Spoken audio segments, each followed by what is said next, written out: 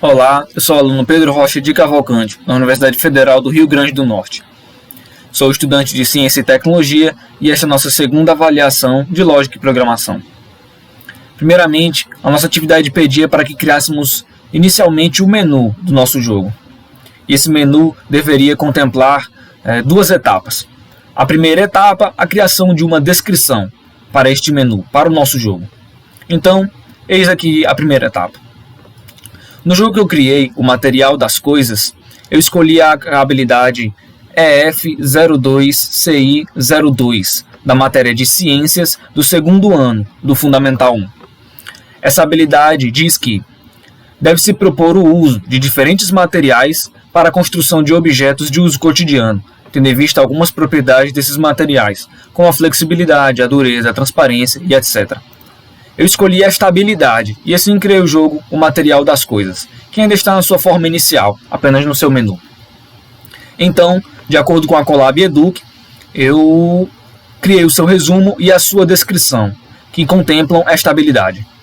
Então, lendo aqui o resumo, o material das coisas é um jogo infantil, com fins educacionais que visam um ensinamento prático, eficiente e divertido, acerca das propriedades e funções dos materiais na construção de objetos. Voltado para as crianças do segundo ano do ensino fundamental, o jogo conta com fases que consistem na criação de um objeto-chave, que será capaz de solucionar o problema da personagem.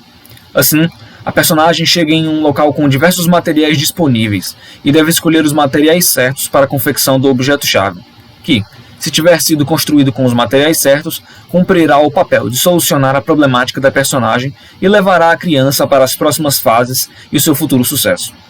Esse é um resumo do nosso jogo, enquanto nossa descrição é: o jogo inicia na sua tela de menu, onde a criança verá a opção Jogar, que, ao ser selecionada, levará a criança a uma nova tela, para que escolha uma das 3 fases. Escolhendo uma fase, uma sequência contínua de telas apresentará a personagem e a sua problemática. Ela apresentará o respectivo cenário e, por fim, explicitará as ideias da personagem para solucionar os seus problemas. Após a apresentação da fase e do posicionamento inicial da personagem, a criança assume o controle da personagem e começa sua busca pelo cenário, atrás de materiais capazes de bem confeccionar o seu objeto-chave, e assim solucionar o seu problema. Ao longo da fase, a criança perceberá que certos materiais são, ou não, eficientes para a confecção de determinados objetos. Quando a personagem tentar utilizar o objeto confeccionado e ele não for capaz de cumprir corretamente o seu papel, assim será apontado para ela os seus respectivos problemas, e assim as suas características.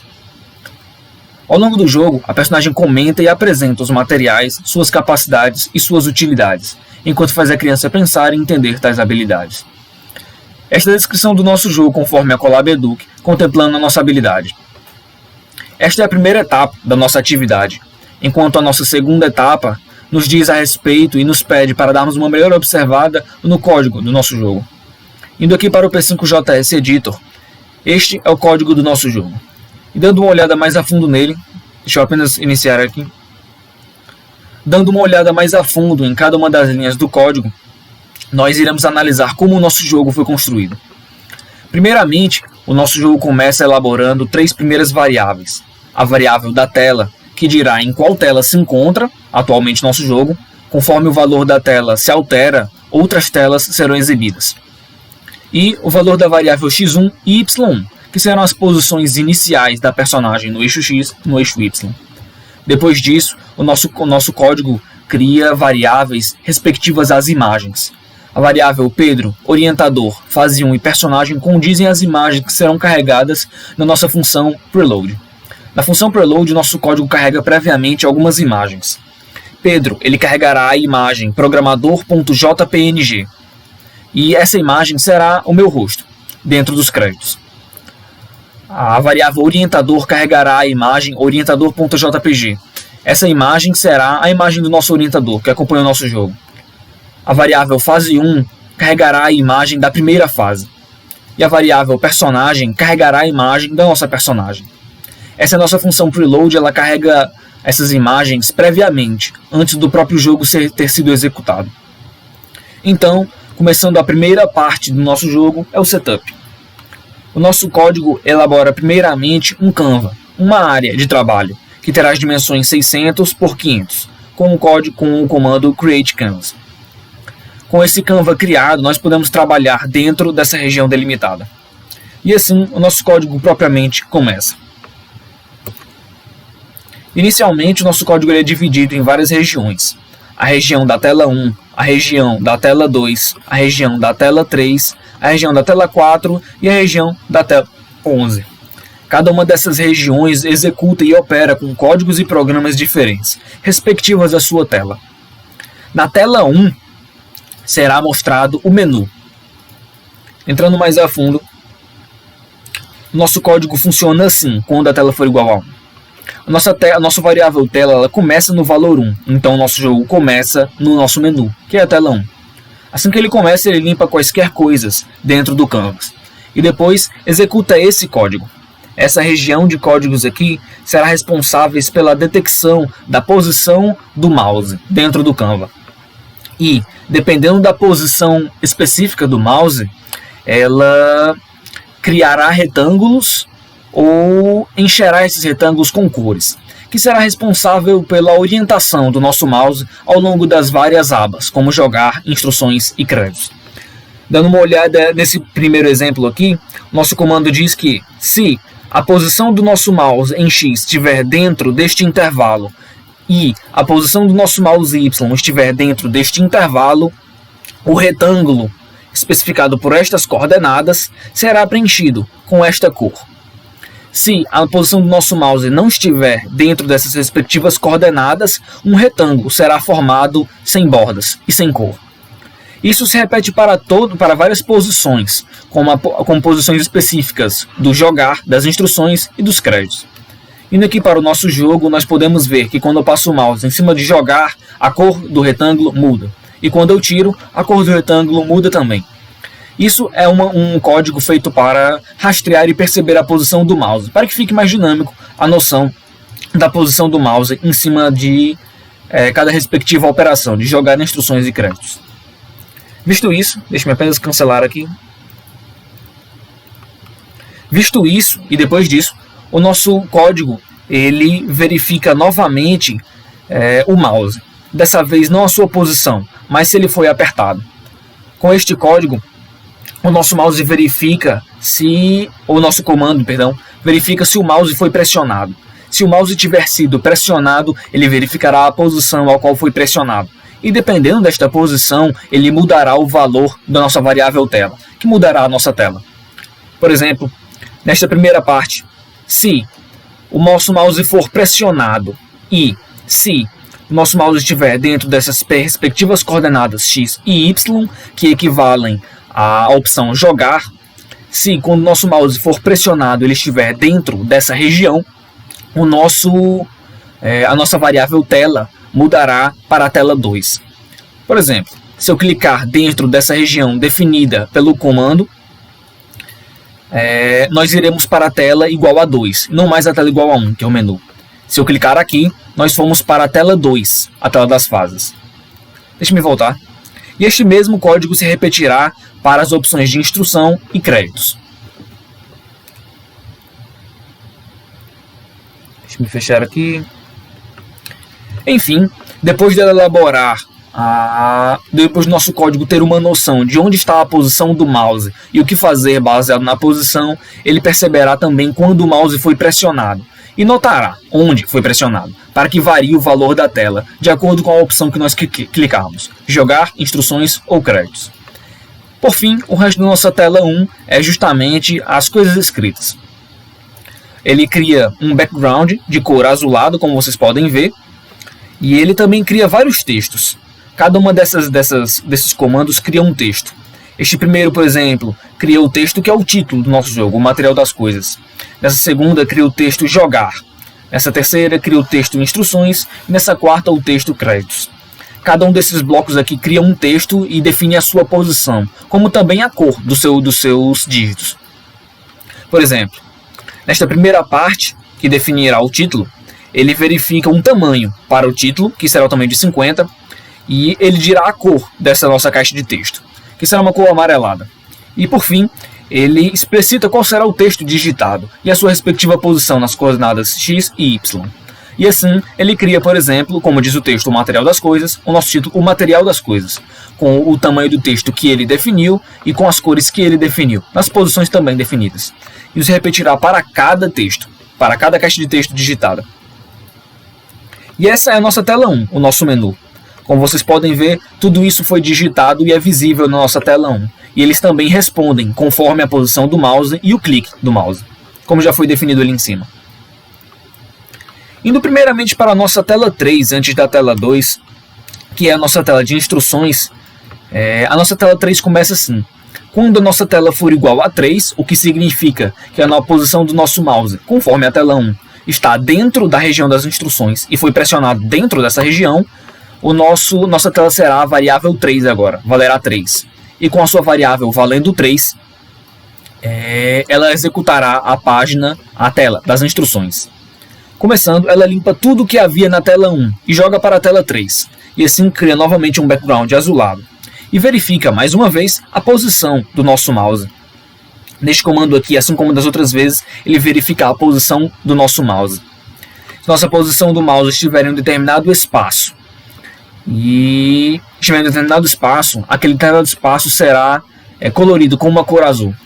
Este comando digitado aqui representa o mesmo comando usado para a percepção de onde está o mouse, se ele está em cima de jogar, de instruções e em qual parte da tela ele está, e mude sua cor baseado nisso. Neste primeiro passo, no caso, ele define e percebe a posição do mouse, se ele está dentro da caixa de voltar. Quando ele está, a cor dele muda. Enfim, isso já foi explicado na nossa tela 1. Depois do nosso comando verificar a posição do mouse, ele verifica também, assim como no comando na tela 1, se o mouse foi pressionado. Se o mouse for pressionado, assim como na tela 1, dentro de uma respectiva posição, ele mudará o valor da tela. Neste caso, nosso valor da tela só muda para o menu, que é a opção voltar. Quando o nosso mouse for pressionado dentro desta região, a nossa variável tela muda para o valor 1. Então, se nós formos na posição que o nosso mouse definiu ali e clicarmos, ele definirá o valor da tela para 1 e voltará para o início, nosso menu, que é a nossa respectiva tela 1. Voltando para nossas instruções, que é a nossa tela 3, o resto do nosso código dentro da nossa tela 3 será unicamente a descrição própria, né? As instruções do nosso jogo. E assim como na tela 1, ele escreverá várias caixas de texto com posições e cores diferentes. Neste exemplo, deixa eu pegar este aqui. Neste exemplo, ele definirá um tamanho de texto com valor 20. Ele terá as cores definidas por este padrão de números dentro do RGB e depois executará todos esses textos. E esses textos todos possuem a sua respectiva posição X e Y. E isso define exatamente a posição e a cor dos nossos textos digitados dentro da nossa tela 2, que é justamente a descrição do nosso jogo, as instruções. E esta é a nossa tela 3.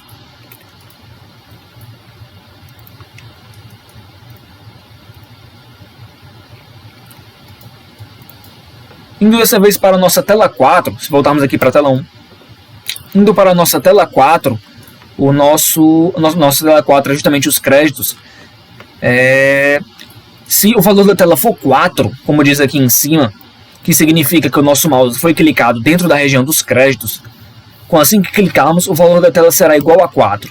E já que ele é igual a 4, ele executará todo o comando da tela 4, que primeiramente limpa tudo que estava na tela 1, e depois elabora um fundo azul, assim como das outras vezes. Ele gera a imagem Pedro e a imagem orientador e define as suas posições. Já estavam previamente carregadas as suas imagens. Depois disso, assim como nas outras telas, ele percebe o valor da posição do mouse. E dependendo dessa posição, se ele for pressionado dentro de uma determinada posição, que é esta posição, próximo da caixa do voltar, se ele for pressionado nessa posição, ele voltará para a tela 1, definindo o valor da tela como igual a 1. Então, se nós clicarmos aqui, por exemplo, nós voltamos ao menu. Enfim, o resto da nossa tela 4 é justamente as caixas de texto e as coisas digitadas, como, por exemplo, o meu nome, o nome do programador, o orientador e as respectivas imagens. Essas partes aqui, por exemplo, dizem somente onde está cada sequência de letras e as suas respectivas cores e suas posições, assim como nas outras vezes. Ele mostra, por exemplo, onde está a posição do dígito dos créditos, onde está a sua posição, quais são suas cores, e assim faz para tudo que está sendo digitado. Saindo da nossa tela 4, indo para a nossa tela 2 finalmente, a nossa tela 2 ocorrerá quando nós clicarmos em jogar, que definirá o valor da tela para 2. Se nós clicarmos em jogar, nós teremos a nossa tela 2. A nossa tela 2 primeiramente limpa tudo que estava na tela 1 e define um fundo azul claro. Depois disso, assim como das outras vezes, ele verifica a posição do mouse em diversas regiões. Por exemplo, nesta primeira região, assim como nas outras telas, ele verifica a posição do mouse. Neste caso, ele verifica se a posição do mouse está dentro da caixa da fase 1. E se estiver, a sua cor muda para amarelo. Ele faz isso para cada uma das posições. Se o mouse estiver dentro desta posição, por exemplo, ele muda a cor da região da fase 2. E assim ele faz para a fase 3, e assim ele faz para a caixa de texto de voltar. Ele faz isso para todas as regiões, e conforme ele define e percebe a posição do mouse, ele mudará a cor dessas caixas. Assim como das outras telas também, ele verifica se o mouse foi pressionado, e se foi pressionado dentro das respectivas caixas, ao qual ele já sabe as posições. Se o mouse for pressionado dentro de uma dessas opções aqui, ele deverá ser capaz de perceber isto e executar o seu respectivo código. Por exemplo, já que ele já sabe captar a posição do mouse em cada uma dessas regiões do nosso Canva, então se o nosso mouse estiver dentro dessa região na caixa de voltar e for pressionado, ele executará o comando da caixa voltar, que nos volta a telão. Se o nosso mouse estiver em cima, na região da fase 1 e nós clicarmos, ele nos levará para a primeira fase. Mas aguarde um momento antes disso. Enfim, nossa tela 2 ela percebe onde está a posição do mouse e onde está a posição dos cliques do mouse. E conforme isso, nos leva adiante, dependendo dos nossos cliques. De resto, dentro da nossa tela 2, assim como nas outras telas, ela também digita e cria as respectivas caixas de texto e as coisas digitadas. Ela define o tamanho dessa caixa de texto, as suas cores e as suas posições. Como por exemplo aqui, ela define um tamanho de 30, com uma cor amarela, para o nosso texto voltar, que se encontra ali embaixo. Enfim, ele cria também vários retângulos, respectivos a cada fase, e define as suas cores, e no caso, os seus contornos. Ele também cria várias outras caixas de texto para a fase 1, como vocês podem ver aqui, para a fase 2 e para a fase 3. Ele diz as suas respectivas posições e diz as suas respectivas cores. O fill diz a sua cor dentro do sistema RGB. E o text diz justamente o que está sendo escrito e as suas respectivas posições nas coordenadas x e y. E o text size diz justamente o tamanho dessa caixa de texto. Assim como nas outras vezes foi definido usando este mesmo comando, também é definido na tela 2 aqui. O tamanho da caixa de texto, a sua cor e a sua posição. E a caixa de texto, propriamente dita, o que está sendo escrito. Essa é a nossa tela 2. Ela cria essas caixas e percebe a posição do mouse e os seus cliques. E dependendo dessa posição e dependendo dos seus cliques, nos leva adiante, ao longo do menu e das fases. E é isto. Além da nossa tela 2, nós temos também a nossa tela 11, que é justamente a nossa primeira fase. Então, visto que a tela 11 só ocorre quando nós selecionamos a primeira fase, conforme a tela 2, se o nosso mouse estiver dentro da região da fase 1 e nosso mouse for clicado, ele receberá esses valores e os perceberá. E com isto, executará e elaborará o valor da tela, para ao invés de ser 2, como era antes, para o valor da tela 11. E o valor da tela 11 é a nossa primeira fase. Se nós clicarmos aqui, então nosso código deve ser capaz de executar tudo isso. Clicando, nós temos aqui a nossa primeira fase. E o nosso código começa com o seguinte: ele limpa tudo que havia na sua tela anterior e imediatamente executa as imagens. As imagens da fase 1, que é o nosso cenário, e a imagem da nossa personagem, e define as suas respectivas posições. A posição da imagem é o 00, ela está presente em todo o Canva. E a posição da personagem são as variáveis x1 e y1, que nós definimos lá em cima com os respectivos valores. Esses valores foram definidos previamente, pois nós iremos alterá-lo e mudar a posição da nossa personagem. Depois de executar essas imagens, o nosso código, ele executará estes comandos para verificar o pressionamento das teclas. Este primeiro comando, por exemplo, ele verifica se a tecla está pressionada, com o comando Key is down. Se a tecla estiver pressionada e esta tecla for a seta esquerda, em inglês left arrow, se a tecla pressionada for a tecla da esquerda, a seta da esquerda, a variável x1, que é a posição x da nossa personagem, será reduzida em 2. Isso fará a nossa personagem se deslocar 2 unidades para a esquerda, dentro do nosso Canva. E o mesmo será feito para a posição da nossa personagem, caso a tecla pressionada seja a seta da direita. Se a tecla pressionada for a seta da direita, ele pegará o valor da variável x1 da nossa personagem e somará mais 2. Isso fará a nossa personagem se deslocar no eixo x para menos 2 ou mais 2, conforme nós pressionamos. Enfim, estas são todas as nossas telas, e o nosso código executa todas elas simultaneamente, mas verifica, acima de tudo, a procedência dos nossos cliques. Se nós clicarmos inicialmente em jogar, nós iremos para a fase 2. Se nós clicarmos inicialmente em crédito, nós iremos inicialmente para créditos. E assim que o nosso comando, o nosso jogo, funciona. Ele verifica a posição do nosso mouse e os seus respectivos cliques. E dependendo da sua posição e da posição do seu clique, ele executa telas diferentes. E em cada tela, ele executa comandos diferentes. Apresentando então, por fim, a nossa primeira fase. Tudo isto ainda é um protótipo. Tudo isso foi elaborado apenas para uma breve análise, uma breve olhada por cima do que está sendo o nosso jogo por enquanto. Nesta fase 11, foi pedido para que nós pudéssemos fornecer um comando e o nosso jogo responder com o seu código. Já que nós definimos na fase 1 que se pressionarmos a tecla esquerda ou direita do nosso teclado, a personagem se moveria, então se nós pressionarmos, como pressionarei agora, a tecla da esquerda, a nossa personagem deve ser capaz de andar.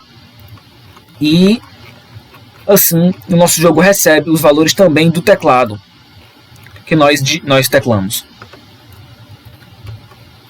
Só um momento, se eu tenho problemas. Só cancelar o jogo rapidinho. Jogar, fase 1, pronto, estamos aqui. Se eu pressionar, por exemplo, a tecla da esquerda, a nossa personagem deveria se mover 2 unidades para a esquerda. E se eu pressionar para a direita, a nossa personagem deveria se mover 2 unidades para a direita, mostrando que o nosso código recebe e interpreta os valores dados pelo teclado e pelo mouse. Então, quando eu apertar para a esquerda, a nossa personagem se move para a esquerda e cruza essa estrada, assim como a fase 1 nos pede, neste protótipo inicial. Este é o nosso jogo, na sua forma inicial ainda. Ele ainda mudará bastante. Será feito otimizações e coisas melhores para deixar o jogo mais funcional, para que as crianças joguem e seja um jogo divertido e educativo. Mas por enquanto, este é o nosso menu, que funciona e recebe as nossas informações.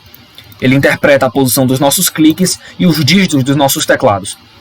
E interpreta todos eles e faz o nosso jogo funcionar, segundo estes cliques, essas informações que nós funcionamos. Este é o nosso protótipo inicial do nosso jogo, e é isto.